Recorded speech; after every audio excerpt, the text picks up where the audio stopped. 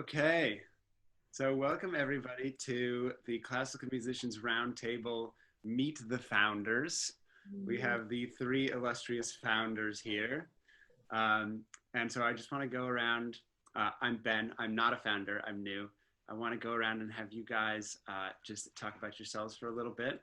So why don't we first start with Alex, and you can just tell us, give us like a little brief bio, and then I'm really curious to hear from each of you one thing that you love about yourself. So why don't you go first, Alex? Okay, great. Hi, everyone. I'm Alex. I play the flute, and I'm from Chicago.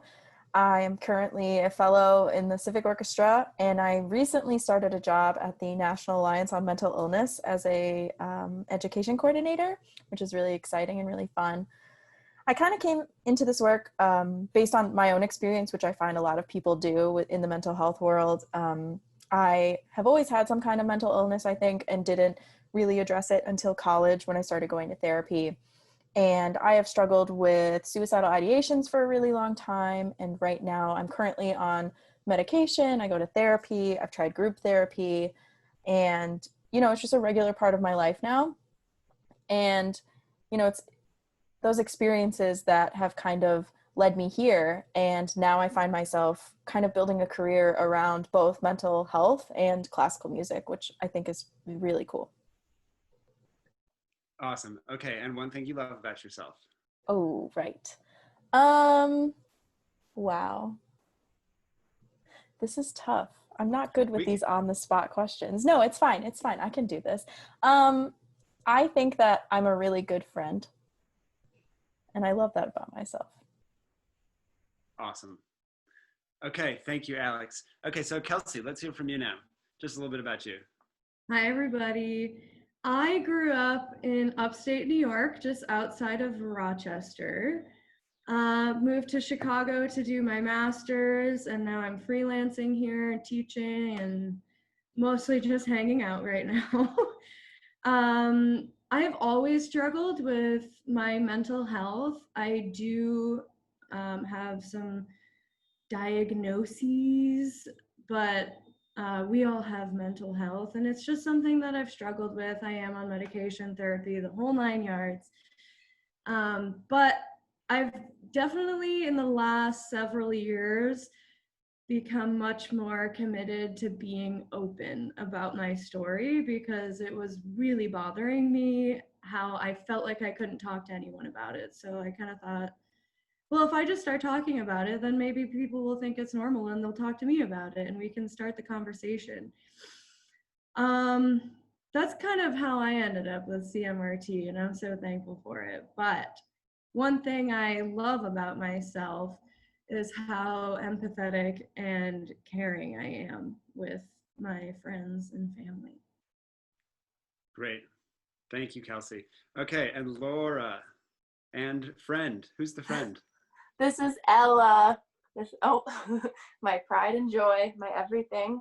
Hi everyone. I'm Laura. I play the oboe. I am a fellow with Civic at the moment, and like lots of people, I'm just kind of hanging out right now, just kind of waiting for time to pass.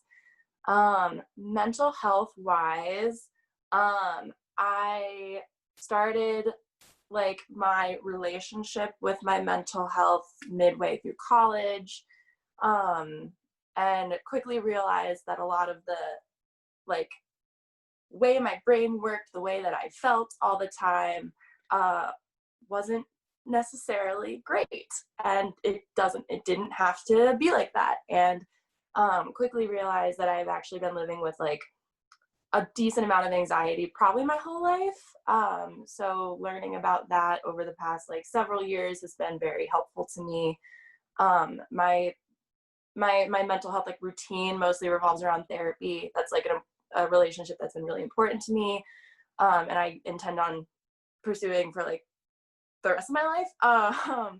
And as far as CMRT goes, when Alex and I met at work and we were presented the opportunity to have to pursue an independent project, we both were like, mental health, yes, absolutely yes. So that's how I kind of came here. I not recently, but like have come to the realization that like who I am and how my brain works is completely inseparable from classical music, and the fact that like I do that every day. So that's kind of where I'm coming from on that end. As far as something that I love about myself, I think I'm a very curious person, and I have kind of my finger in lots of pies, and I think that's fun, and I wish that I could like commit more time and energy to all of those things, but yeah, that's where I'm at. Great. Okay, so you actually touched on this a little bit right there, Laura.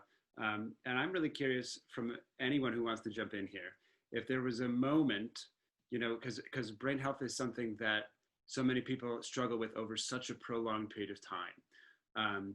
And I'm so curious if there was a moment for any of you when you thought, okay, not only is this an issue for myself, but this is something that I want to like make an issue for me to reach out to people about, to involve other people about. You talked a little bit about your opportunity to have an independent project. Were there any other things like that that sort of sparked this for you? Yeah, I can respond to that. I think that my undergrad was a really formative experience in that way. I was part of a program that was relatively small. And so that kind of set the stage for having really close relationships with like most of the students, having really good relationships with the faculty as well. And by the time I was like kind of older, you know, I found myself like, you know, kind of in a leadership position in the program. And so I had gone through this like whole mental health thing in college, and I wanted, you know, I wanted to have that conversation with my peers, because I was like, there's no way it's just me. There's no way it's just me. And once you kind of start learning about your own like symptoms, like the way that it has changed the way you behave and the way that you kind of like walk in the world, you start to kind of see it in other people and like want to engage with them about it and like have that conversation, share that time together and kind of figure out what's going on. So that's kind of where it started for me. And then coming to the independent project, it just made sense. It was just kind of like time. Great. Yeah, anybody else want to jump in on that? I would be happy to. For me, it definitely happened when I started my individual blog about mental health. It was something I kind of started just for me. I used to journal, and then I kind of stopped that, and I thought to myself that if I made a blog and made it public, it would hold me more accountable and I would actually do it and actually write. And it wasn't until after I shared the first post that the response that I got was insane, and how many people were saying things like, oh my goodness, I deal with this too. It's so refreshing to hear someone talk about it. And then I was like, oh shit, like we need to be talking about this. So it was after the blog that I was like, okay, I dig this. I'm going to keep going with it. And once CMRT kind of came to fruition, I was like, we can reach a lot of people this way. And it's been a beautiful process. I mean, hearing from people and getting feedback, but just knowing that you are able to help in some sort of way, even if it's just a reminder to somebody that they're not alone. I love it. I think it's so great. Yeah, that's so beautiful. Yeah, I'll also jump in if that's okay. Please. For me, I think it's interesting. It all kind of started for each of us around college, which I think is awesome and really interesting. Yeah, actually, one of our new teammates, Alex Nelson, was pretty instrumental in how I got into therapy, because I was also in college and was having a really hard time and was really stressed out. And she, approached me and was like, look, like, I don't know how to help you, and I think you need some professional help, and here's what I did, and I'm happy to help you figure that out. And she did. And, it's never been the same since. And I've always been a person who very much wears their heart on their sleeve. And so when I started going to therapy, I started telling everyone about it and was like really excited about it and talked about all the good things that came of it. And similar to what Kelsey said, you know, I've just kind of continued that. Not long, maybe a year after I started therapy, I was hospitalized for suicidal ideation. And, you know, I felt really ashamed of that for a while. It felt like rock bottom. It felt really embarrassing. But now, you know, I came to the conclusion that there's no sense in hiding it. It doesn't mean that I'm a weak person, or anything like that. And I think, like we've said, you know, sharing those experiences, it becomes a two-way street, because then people want to share with you and they reach out to you and they thank you and they're happy and they're like, this has been my experience. Like, it's so refreshing to know that somebody else has had a similar experience too.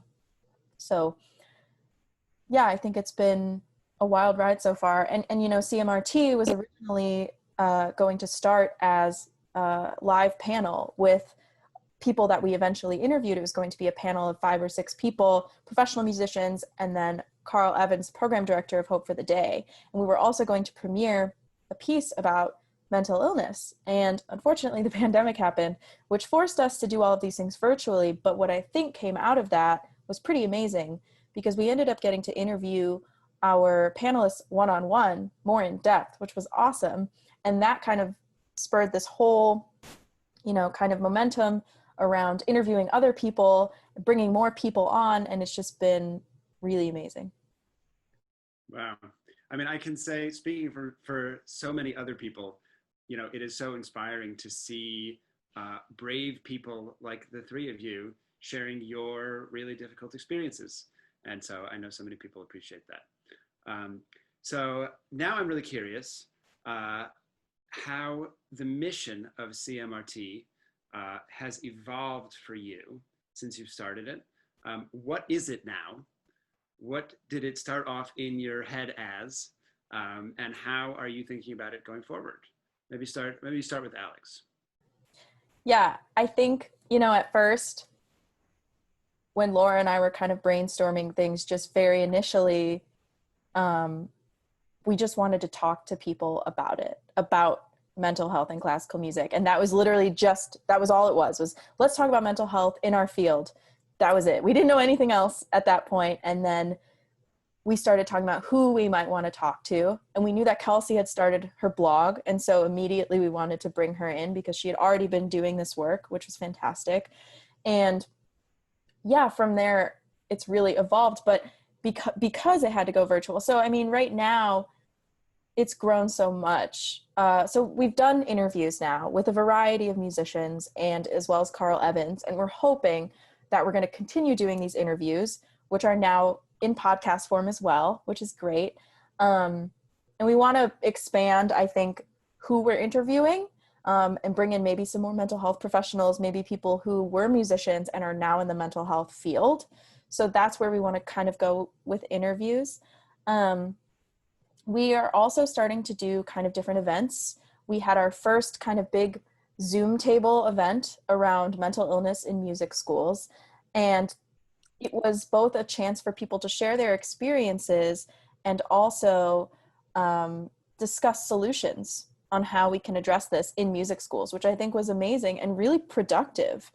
And now we're also continuing events in a bi-weekly manner, which Kelsey can talk to right now. Yeah, so this kind of also changed when we were forced to kind of take everything virtual. We had talked way in the beginning of CMRT about this kind of regular check-in that we would get together at Sip of Hope, which is Hope for the Day's coffee shop, and just kind of talk with people. But obviously that's not the most COVID-friendly thing to do now. So we decided that it would turn into this bi-weekly event where it would kind of be the same thing, but we wanted to give it a little bit more structure, just because it can be a little intimidating to have to log on and, you know, sit in a meeting. You know, it can feel a little bit intense. So we've got these different topics. The first one we did was about how COVID-19 has impacted us as musicians during this weird time. But yeah, we've done the bi-weekly meetings, and then Laura should speak to the blog that we just started. Sure, yeah, I was just about to raise my hand there. Right, so we just launched a blog, and basically what we're aiming to do with that is just open up another channel, basically, for people to be sharing, and for people to be engaging with us as well. I think it'll give a lot of opportunity for all of the team members to share what's like really on their hearts about this kind of thing, and just get to that deeper level, that vulnerability that we're talking about that's so important. And that kind of reminds me a little bit of our first conversation, our first meeting with Carl Evans at Hope for the Day back in the winter, where we still kind of had this very like broad mission, where we were just like, we want to do. One second, Laura. Would you, because it's been referenced so many times, would you just tell us what Hope for the Day is? Yes, and if any of my co-founders want to jump in and speak to it, they are welcome to, please. Hope for the Day is a nonprofit organization that works towards suicide prevention. They are Chicago-based, and they do a lot of like education work. They have like a huge array of resources. They administer programs to the community, all like in the name of suicide prevention and education. And they also have a coffee shop called Sip of Hope, which has been mentioned, where 100% of the proceeds go to their efforts. So we knew we wanted to work with them from the very beginning. I believe mine and Alex's first meeting involved like, let's get in with Hope for the Day. We love them so much. And we got connected with Carl Evans, who's their program director. And the first time that we spoke with him, like I said, we still had this like very broad mission, and we were just like, okay, we want to end the stigma. We want to do it. And it was very validating to hear from him that there's like this chain of events that leads to like suicide prevention. And there's a lot of steps along the way. And the very, very, very first one is starting the conversation. So I think that for us was very validating, and like, okay, this is an important thing that we need to do. And it's kind of where we start. And I think that our mission has kind of gotten more specific as we're doing these new initiatives, like the blog and the meetings and stuff. What we're ultimately aiming to do is create a space to have this conversation, to start it, to kind of be an example, and ultimately bring it to our community through institutions and through the community members that we're serving as well. So if anyone wants to jump in, please do. Yeah, so just one last plug for Hope for the Day. I love them so much. Their message is, it's okay not to be okay. And I think that's really resonated with us. And that's just something I love about them. And also they're such a giving organization. Carl Evans specifically has been so helpful in just teaching us how to speak about these things in a helpful way. So I think we've learned a lot from them, which has been really helpful. And in terms of, engaging with the community, and also the classical music community at large, right now we're working on, well, Ben, you're kind of working on this right now. You kind of spearheaded this. We want to start having conversations with school administrations about what music schools may or may not offer in terms of psychological services, peer support, and things like that.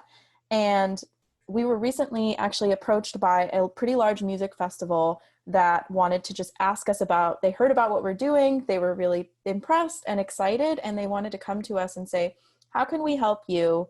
What are you guys doing? Because we want to start doing stuff like this too. We want to be maybe offering services or something like that. And so I think what might happen in the future, what maybe we hope to see, this could be years down the line, we don't know, is us being able to go into these institutions and, teach them what we know. Whether that means sharing our stories, sharing research, workshops, things like that. Because there are organizations that offer things like mental health first aid.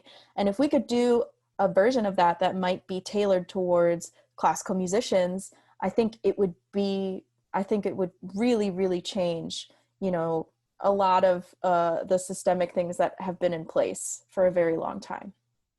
Yeah, you're reading my mind here. You're starting to talk about the future of the organization.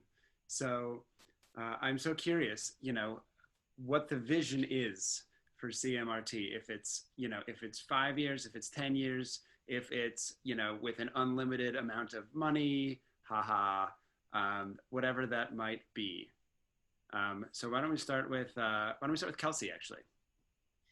Yeah, I think we like what we're doing, and we're very still much a little baby organization. We've just started out and we are learning quite a bit as we go. Things have grown exponentially in the last couple months, and we're kind of like trying to keep up. Alex addressed some of the outreach stuff we want to be doing in the future, but I think that we plan on being around forever. I mean, this would be great if this could just be this wonderful place where that community can exist, the resources can exist, and we can help other people. We've talked about potentially becoming a nonprofit organization, applying for grants. It would, of course, be a lot easier to expand a lot of our organization with the funding behind it. So I think that's kind of our next thing, to really start to grow this even more and to reach more people that way. Yeah, Alex, go ahead if you want to jump in here. Yeah, I just want to say, this is very much a passion project for all of us right now. And so it's work that we truly love doing, but it's not the only thing we're doing. And with funding behind it, that would obviously help us be able to focus our efforts, bring more people in, just have more resources for the three of us and the rest of our team, just kind of in general. Great. Laura, anything you want to add? I mean, Alex, you mentioned the idea of going into schools, going into organizations, doing things like that. Are there other things that you would love to have on the horizon, either of you? Well, I'll jump in here as far as what we're looking to in engagement, going into schools, programs, festivals, just like the locations where a bunch of musicians are. And like Alex said, teaching them what we know. And we are looking to have a mental health professional on our team. We are not mental health professionals right now, but Alex can speak to that in just a moment.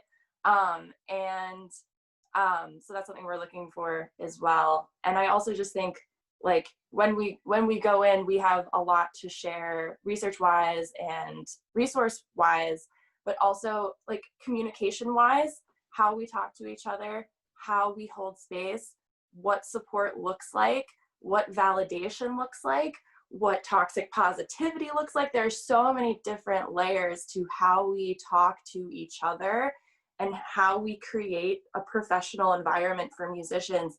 And it's from the top down, right? It's from our conductors, it's from our administrators, and it's from the musicians themselves.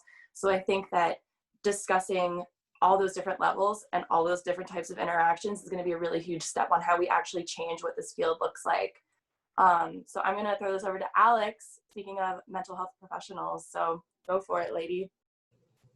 Thanks. So I just literally like 4 days ago started a job as an education coordinator at the National Alliance on Mental Illness in the metro suburban area, which is essentially just west of the city of Chicago in Oak Park, and it serves kind of that surrounding area. And my job is essentially to coordinate education initiatives for that entire area. So my two main kind of jobs are the two main programs that I will be coordinating are Ending the Silence and Stress Less. And the job of Ending the Silence is it's a presentation, an hour long, where half of it is spent on, sharing research and sharing knowledge around mental health. And then the other half is about sharing a personal story about mental illness.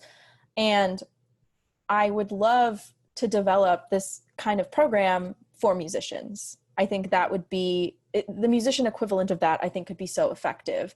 There are things we would do differently in terms of making it interactive. I think that would be huge. And this is only an hour-long presentation designed for high school kids and middle school kids. So obviously some adaptations would be made.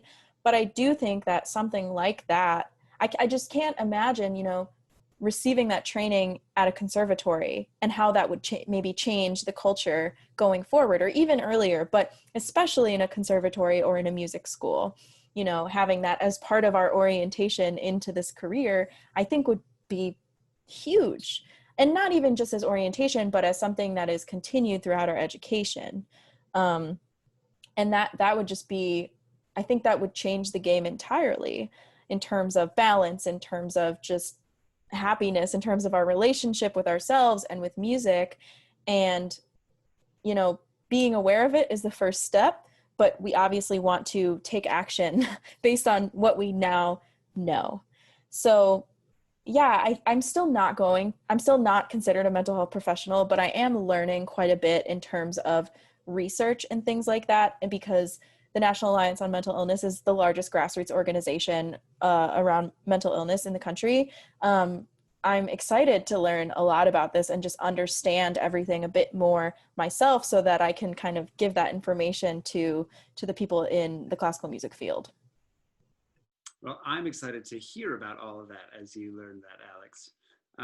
So one thing I'm curious about, in the last few months, we have all had to realize that we are more than classical musicians, something that we should have all realized a long time ago. So I want to know from all of you, what else is important in your life? Not music. How has your experience with mental health related to that thing, whatever it might be? And are there lessons to be learned from that you want to apply to your future life as a musician, that you want to apply to CMRT as an organization? Anything you feel like you want to add? So let's hear from you, Kelsey. Yeah, plenty of time to do non-musical things, for sure. For me, being outdoors has always been a crucial part of my existence. Within the last 5 years, it's really turned into hiking and exploring out west and exploring all the national parks. And during the month of July, I did not fly, I was driving. I did some hiking out west, and it really put things into perspective for me. I mean, anytime I'm hiking in the mountains, I really feel at peace, and I get that true feeling of what it is to take a break, right? And in the COVID-19 pandemic, we've been forced to take a break from our instruments, but it's another thing to allow yourself mentally to have that break. And so going to the mountains and really feeling that really helps me with what my balance needs to be. And since getting back from the mountains, you know, I feel refreshed, and I feel like I can go about things the way I really want to and the way I intend to. Awesome. Okay, let's hear from either Alex or Laura, whoever wants to go. I can go. This is a big question you ask, Ben. And I struggle with it because I feel like I've really gone like kind of around in circles with this kind of thing, where I was like, I realized, you know, at some point in my training, I was like, okay, I can't just be an oboe player, because what if that all comes crashing down? Then who am I? What am I? And I, you know, did some work on that, and I was like, okay, I know who I am. I'm a human being, and that's totally cool. And then when the pandemic started, and all of a sudden you have all this time and space to be whoever and do kind of whatever, I was like, well, but I just kind of still want to do the music thing. And so I think where I've landed is that it is okay to have your identity be located in your musicianship.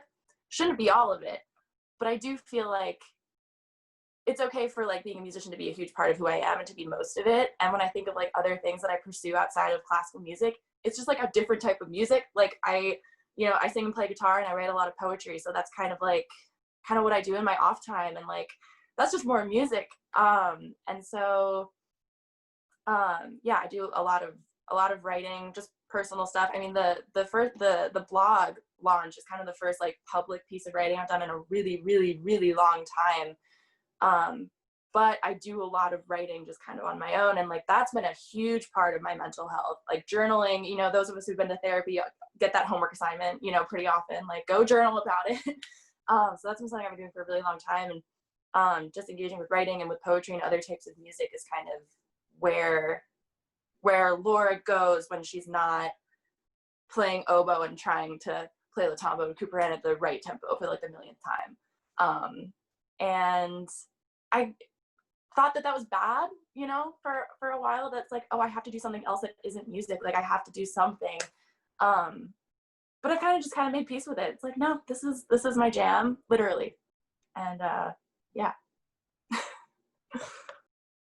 Alex, how about you?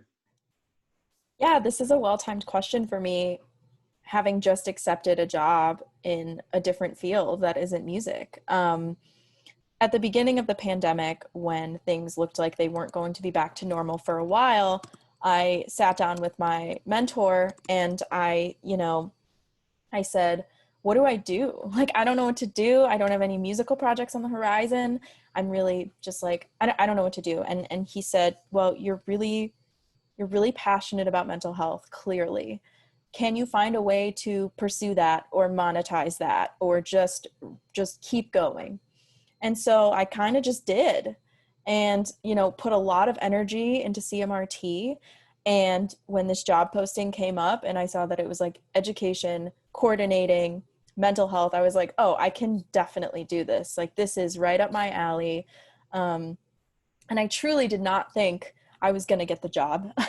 I felt pretty good about it, but I didn't have experience in this field. It was my first time applying for a 9-to-5 job. And you know, I have some really interesting feelings around, will this be my future? Is my future in, you know, nonprofit work? Because it's something I've considered for a long time, and something that I'm enjoying is figuring out and learning about nonprofits and how they operate. And, you know, with CMRT, possibly doing that in the future is really exciting to me. And I think, yeah, so my identity feels like many musicians right now, just like a little confused, because I, on one hand, really enjoy this work. And on the other hand, I almost feel a little guilty for feeling like I'm distancing myself from music by taking this job. So I'm still kind of wrestling with these questions, but ultimately I think this is a really great step in a good direction for me.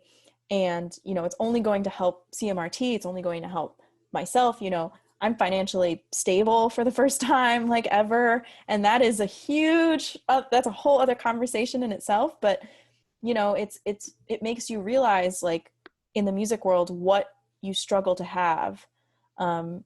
And I think, you know, there's a lot of complicated feelings there, but I am really, really excited about what's happening. Awesome. So thank you guys so very, very much for doing this. Anybody who's listening to this, like the Facebook page, check out the blog, check out the podcast, do the whole thing. That's it. There will be more interviews coming soon. Thanks. Thanks, Ben. Thanks, Ben. Thank you guys.